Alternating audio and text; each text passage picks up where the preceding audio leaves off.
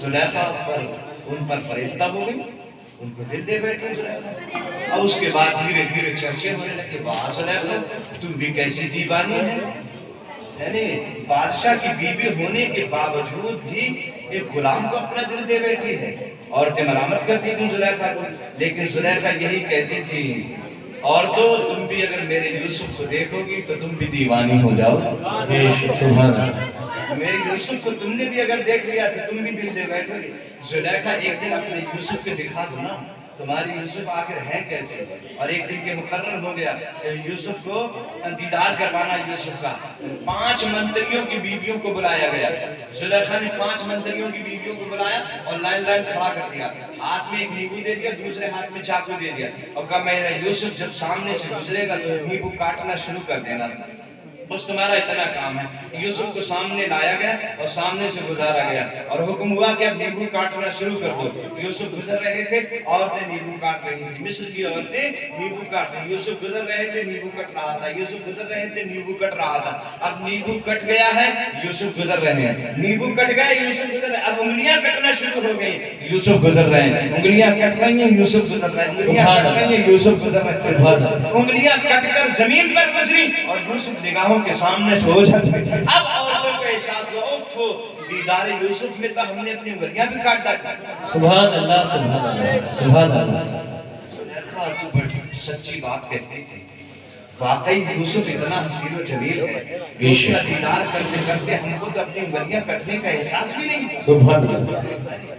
لیکن باہر اعلیٰ حضرت یوسف کے حسن کا یہ انداز دیکھ کر اعلیٰ حضرت نے فرمایا، یا رسول اللہ علیہ السلام، وہاں مصر ہے، مصر نازک دل ہوتا ہے، اور عرب ریگستان چٹیل میدان، یہاں مضبوط لوگ رہتے ہیں، وہاں نازک لوگ رہتے ہیں مصر میں، اور وہاں عورتیں ہیں، یہاں مرد ہیں، وہاں عورتوں کی انگلیاں ہیں جو یوسف کے دیدار کے بعد کٹ رہی ہیں، یعنی یوسف سامنے موجود ہیں، ان کا دیدار ہو رہا ہے، تب جا کے عورتوں کی انگلیاں کٹ رہی ہیں۔ لیکن یا رسول اللہ، آپ کا نام نامی اس میں گرامی اتنا عظیم ہے اور اتنا بلند والا ہے، آپ سامنے نہیں ہیں، صرف آپ کا نام ہے، لیکن عرب کے نوجوان اپنی گردنیں کٹاتے ہوئے نظر آ رہے ہیں۔ سبحان اللہ، سبحان اللہ۔ حسن یوسف میں کٹی مصر میں انگشت زنا، حسن یوسف میں کٹی مصر میں انگشت زنا، سر کٹاتے ہیں تیرے نام پہ پردانے عرب۔ سبحان اللہ۔ تو میرے آقا کا حسن و جمال اتنا بلند والا، زلیخا نے کیا کیا، اپنی تکمیل خواہشات کے لیے حضرت یوسف نے 7 کوٹھریاں بنوائی تاکہ اپنے دل کی خواہش پوری کر سکیں۔ تکمیل خواہشات کے لیے زلیخا نے 7 کوٹھریاں بنوائی، ہر کوٹھری میں زنجیر اور تالا لگایا، یوسف کو بلایا، ایک کوٹھری کے اندر گئی تالا بند، دوسری کوٹھری کے اندر گئی تالا بند کر دیا، تیسری کوٹھری میں گئی تالا بند کر دیا، حضرت یوسف کو لے گئی۔ اب یوسف تو نبی تھے، پیغمبر تو بولا بھالا ہوتا، سیدھا سادہ ہوتا، ان کو کیا پتا 7ویں کوٹھری میں ہمیں کیوں لے جایا جا رہا ہے۔ 7ویں کوٹھری کے اندر جب پہنچ گئے، یوسف علیہ السلام کی طرف دیکھ کر زلیخا نے کہا، یوسف تمہیں پتا ہے تمہیں 7ویں کوٹھری میں کیوں لایا گیا ہے؟ کیوں لایا گیا ہے؟ کہ ہم اپنی تکمیل خواہشات کرنا چاہتے ہیں، ہم اپنے دل کا ارادہ پورا کرنا چاہتے ہیں۔ جب حضرت یوسف نے یہ سنا، دوڑ لگا دی وہاں سے، بھاگے تو پہلا دروازہ کھل گیا، پہلا دروازہ کراس کیا، دوسرے دروازے تالا کھلا، کنڈی کھلی، تیسرا دروازہ کھل، وہ بھی کھل گیا، چوتھا کھل گیا، 5واں کھل گیا۔ حضرت یوسف دوڑتے جا رہے تھے، دروازے کھلتے جا، آخری دروازے پہ جب پہنچے، آگے آگے یوسف تھے، پیچھے پیچھے زلیخا تھی، آگے آگے یوسف تھے، پیچھے پیچھے زلیخا تھی، یہاں تک کہ آخری دروازہ جب کراس کیا، حضرت یوسف نے زلیخا نے ڈپک کے جو پکڑا تو حضرت یوسف کا دامن ہاتھ میں آیا، پیچھے کا دامن ہاتھ میں آ گیا اور وہ پھٹ گیا، اور زلیخا کے ہاتھ میں ٹکڑا رہ گیا دامن کا۔ یوسف آگے بڑھ گئے، عزیز مصر نے دیکھ لیا، بادشاہ نے دیکھ لیا، کہا اوف یوسف، یہ کیا غضب کر ڈالا تم نے، میرے گھر میں رہتے ہو، میرے گھر میں ڈاکہ ڈالتے ہو، میری عزت پہ ڈاکہ ڈالتے ہو۔ حضرت یوسف کہتے ہیں نہیں، یہ غیر ممکن ہے کہ یوسف کسی کے اوپر بد نگاہی ڈالے، کہ میں نے اپنی آنکھوں سے دیکھا۔ ادھر زلیخا نے رنگ بدل دیا، کہ دیکھو نا یوسف کی کیا حرکتیں ہیں، دیکھو نا یوسف کی کیا حرکتیں ہیں، یہ کہنا شروع کر دیا۔ یوسف اپنی بے گناہی ثابت کر کے نہیں، ایسا ہرگز نہیں ہو سکتا کہ یوسف کسی پہ بدنگاہی ڈالے، کہ میں نے اپنی آنکھ سے دیکھا ہے، کہ نہیں ایسا نہیں ہے، غیر ممکن ہے، کہ کوئی گواہی کہاں ہے، کون سی گواہ کا؟ زلیخا کی خالہ کا 4 دن کا بچہ، یہی جو سامنے پالنے میں لیٹا ہوا ہے، اسی بچے سے میری پاکی کی گواہی لے لی۔ سبحان اللہ سبحان اللہ۔ عزیز مصر کہنے کا کہیں 4 دن کا بچہ بھی بولتا ہے؟ یوسف بولے اگر اللہ چاہے تو کنکر پتھر بھی بولتا ہے۔ بے شک بے شک۔ اللہ کا حکم ہو تو کنکر پتھر بھی بولتا ہے۔ اور ابو جہل کی بند مٹھی میں کا کنکریوں نے کلمہ نہیں پڑھا؟ بے شک۔ اگر اللہ چاہے تو کنکر پتھر بھی بولتا ہے۔ یہ تو انسان کا بچہ ہے۔ عزیز مصر نے دل کی تسلی کے لیے آگے بڑھ کے زلیخا کی خالہ کے 4 دن کے بچے سے کہا بتا کس کی خطا ہے؟ اس 4 دن کے بچے نے کہا تھا دامن اگر آگے سے پھٹا ہے تو یوسف کی خطا ہے، اور پیچھے سے پھٹا ہے تو زلیخا کی خطا ہے۔ سبحان اللہ۔ 4 دن کا بچہ کہہ رہا تھا دامن پیچھے سے پھٹا ہے تو زلیخا کی خطا ہے۔ دیکھا تو یوسف کا دامن پیچھے سے پھٹا ہوا تھا۔ مفسرین لکھتے ہیں یہی غوث آدم کی مانوی اولاد جب سورہ یوسف کی اس آیت میں پہنچے، حضرت شیخ ابن عربی بلقد ہمت بہی وہم بہا لولا اقرا برہان ربک، ارادہ کر چکی تھی وہ عورت اور یوسف بھی ارادہ کر لیتے اگر ہماری نشانیاں نہ دیکھتے۔ بے شک۔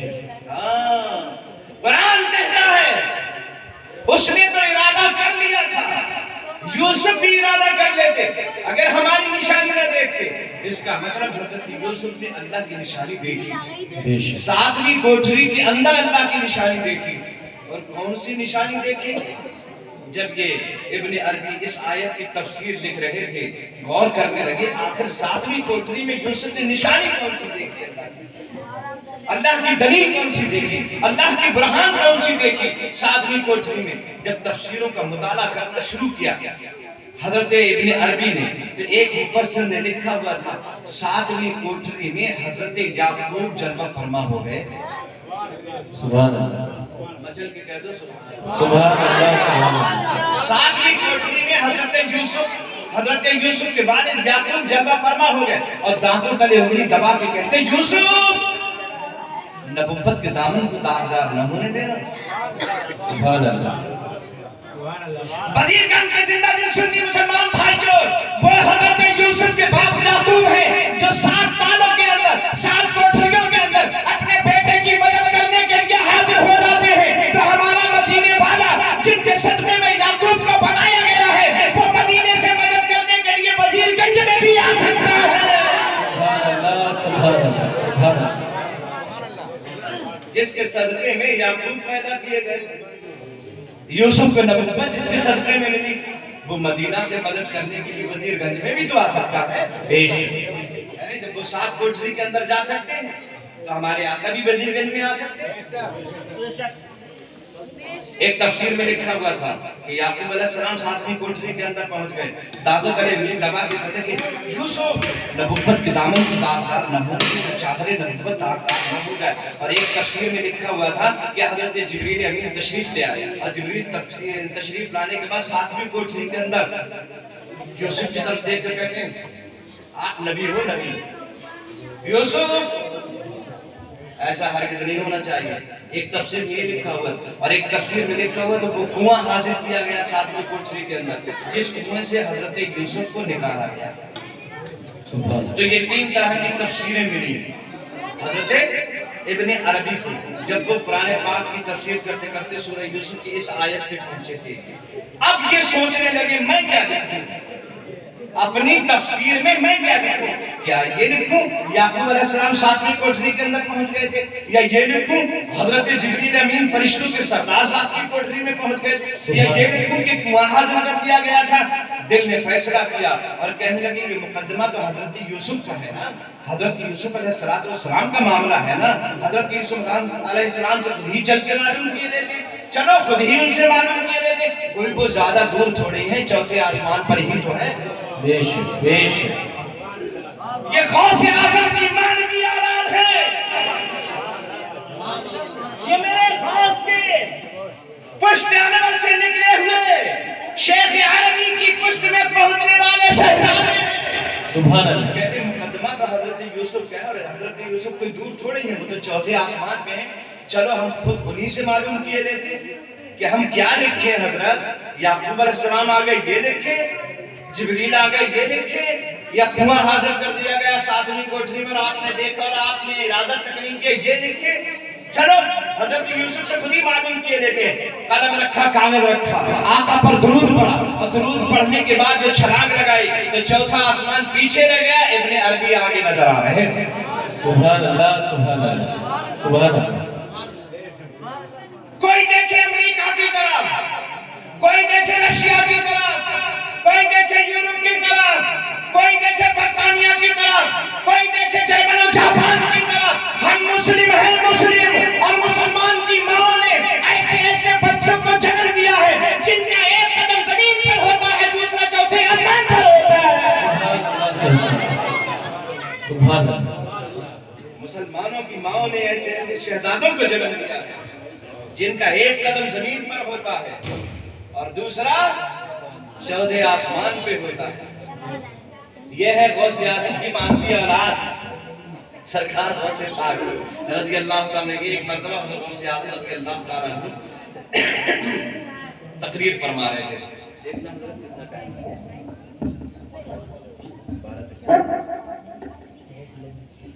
حضور غوث اعظم تقریر فرما رہے تھے، اور تقریر کرتے کرتے سرکار غوث پاک رضی اللہ تعالیٰ عنہ ایک حدیث کی تشریح کرنے لگے۔ حدیث کی تشریح جو تھی وہ حدیث قدسی کی تشریح کرتے انی اللہ لا الہ الا انا، اس کی تشریح کرنے لگے۔ بے شک اللہ نے ارشاد فرمایا بے شک میں اللہ ہوں اور میرے علاوہ کوئی دوسرا عبادت کے لائق نہیں، بے شک میرے علاوہ کوئی دوسرا عبادت کے لائق نہیں، اور میری صفت یہ ہے، میری شان یہ ہے کن فیکون، میں کہتا ہوں ہو تو چیز ہو جاتی ہے، کن فیکون، کن فیکون، میں کہتا ہوں ہو تو چیز ہو جاتی ہے، یہ میری شان ہے۔ بے شک۔ لیکن اگر کوئی میرے مطابق اپنی زندگی گزارنے لگتا ہے، اپنے دل کی نہیں مانتا میری مانتا ہے، اپنے دل پر نہیں چلتا میرے کہنے پر چلتا ہے، تو یہ جو کن کی کرسی ہے نا، یہ جو کن کی صفت ہے، یہ صفت ہی میں اسے عطا کر دیتا ہوں۔ بے شک۔ غوث اعظم اس حدیث کی تشریح فرما رہے تھے، اور تشریح فرماتے ہواؤں میں بلند ہوئے، ہواؤں میں بلند ہونے کے بعد وہیں سے تقریر کی آواز مکمل ویسے ہی آ رہی تھی جیسے اسٹیج پر جیسی آواز منبر پہ سنی جا رہی تھی، ویسے اوپر فضاؤں میں اڑنے کے اتنی آواز سامعین سن رہے تھے۔ اور آپ کی تقریر سننے میں سامعین جو تھے کبھی کبھی 70,000 ہوتے تھے، کبھی کبھی یہ مجمع بڑھ بھی جاتا تھا، لیکن 70,000 سے کم کبھی نہیں ہوتا تھا، بڑھ جاتا تھا کبھی کبھی۔ اس دن بہت زیادہ مجمع تھا، غوث اعظم ہواؤں میں اڑ گئے اور وہیں سے تقریر کرتے کرتے کہنے لگے لوگوں سنو، یہ میں دیکھ رہا ہوں سورج نکل رہا ہے، لا تطلع الشمس حتی تسلم علیہ، یہ سورج اس وقت تک نہیں نکلتا ہے جب تک مجھے سلام نہ کر لیتے۔ سبحان اللہ سبحان اللہ سبحان اللہ۔ اور فرماتے ہیں سال اس وقت تک شروع نہیں ہوتا، سال اس وقت تک شروع نہیں ہوتا جب تک میری بارگاہ میں آنے کے بعد سلامی دینے کے بعد مجھے یہ نہ بتا دے کہ پورے سال میں ہونے والا کیا کیا ہے۔ سبحان اللہ۔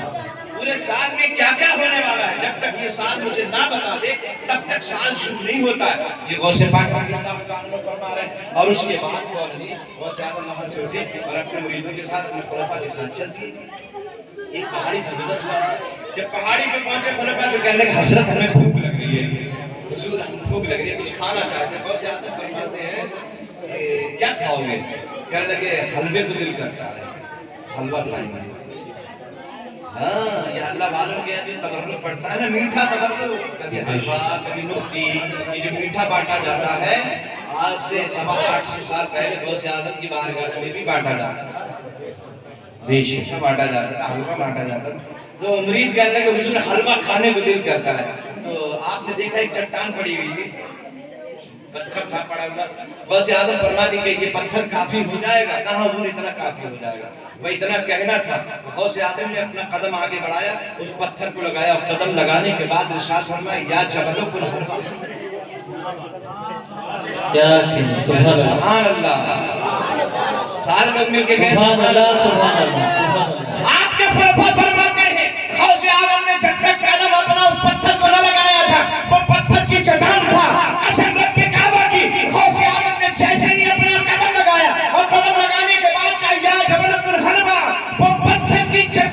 10-20 हलवे में तब्दील हो जाती है।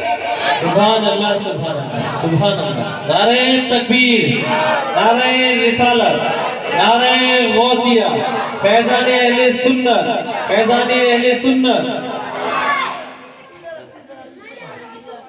सुभान अल्लाह। ये है बुजुर्गों की शान। 12 बजने वाले, फातिहा की बिल्कुल तैयारी हो गई है। आप हजरात भी थक चुके हैं, गरीब नवाज का उससे पाक भी है। आइए छोटा हल्का सा तस्करा बहुत सा हजूर गरीब नवाज का भी कर लिया था। सरकार बहुत अल्लाह वालों की बातें चल रही हैं, तो सरकार बहुत से आदमी का हजरत गरीब नवाज का भी जिक्र कर दिया जाए। जब सरकार गरीब नवाज अपनी अजमेर शरीफ में अजमेर मोहल्ला में तशरीफ लाए तो सभी को पता है कि हुजूर गरीब नवाज जो है दरख्त के नीचे बैठे, फलां जगह बैठे, फलां जगह बैठे, आपने उनको उठा दिया, सुबह को सालमान आया, उसे कहा ये क्या कर रखा है, ऊँट बिठा रखे हैं तुमने, और कहा हटाओ यहाँ से ऊँट। उन्होंने नहीं हटाया तो बादशाह के पास पहुंचे। बादशाह ने कहा कौन है, भेजा फौज को, पुलिस को, इसको, सबने जोर लगा दिया, लेकिन गरीब नवाज के बिठाए हुए ऊँटों को ना हटा सके। बेशक बेशक, चंद ऊँटों को ना हटा सके गरीब नवाज के। मुसलमानों को भारत से भगाने के प्लान बनाने वाले जरा सोच तो लें। ख्वाजा के बिठाए हुए ऊँट ना उठा सके तो ख्वाजा के बसाए हुए मुसलमानों को कैसे भगा सकते क्या हैं? करें, सुभान अल्लाह। उन्हें ख्वाजा ने बिठाया था तो किसी की हिम्मत नहीं उठा सकता था, हमको भी ख्वाजा ने भारत में बसाया। तेरी जमीन ये तेरा आस्थान है ख्वाजा, कोई क्या हमारा, कोई क्या हमारा, किसी का नहीं, गरीब नवाज का है। बेशक तेरी जमीन ये तेरा आस्थान है ख्वाजा, इसीलिए तो ये भारत महान है ख्वाजा। बेशक, सुभान अल्लाह। जमाना कहता है, तारीख भी बताती है, जमाना कहता है, तारीख भी बताती है, बड़ा महान, बड़ा शक्तिमान है ख्वाजा। बेशक, सुभान अल्लाह। अरे और तो शक्तिमान मानने वालों, हकीकत में गरीब नवाज शक्तिमान है। बेशक, जमाना कहता है, तारीख भी बताती है, बड़ा महान, बड़ा शक्तिमान है ख्वाजा। और बस एक कूजे के मानिंद है अना सागर, बस एक कूजे के मानिंद है अना सागर, तुम्हारी मुट्ठी में हिंदुस्तान है ख्वाजा। सुभान अल्लाह, सुभान अल्लाह। पूरा हिंदुस्तान मेरे गरीब नवाज की मुट्ठी में है। बेशक। वो जिसे चाहते हैं उसी को कुर्सी पे बिठाते हैं, बेशक, और जिसे चाहते हैं उसे गिरा भी देते हैं। जाने कितनों को गिरा दिया है, नंबर इनका भी आने वाला है। बेशक, ये भी गिरने वाले हैं। गरीब नवाज जब तक चाहते तब तक बैठा रहता, और वरना पढ़ने वाली है। तो जब आप अजमेर शरीफ में आए तो जोगियों को बड़ा दौर दौरा था, जोगी थे, बड़ा दौर दौरा था जोगियों का। एक जोगी गरीब नवाज की खिदमत में आया और आने के बाद हैरत के साथ देख रहे, दिली दिल में सोचा, जोगी था, तपस्वी था, उसने रियाजतें की थी, तपस्या की थी, मेहनत की थी, मुजाहिदे किए थे, समझे। तो ये जो है मादी ताकत जोगियों को जोग के हिसाब से भी हासिल हो जाती है।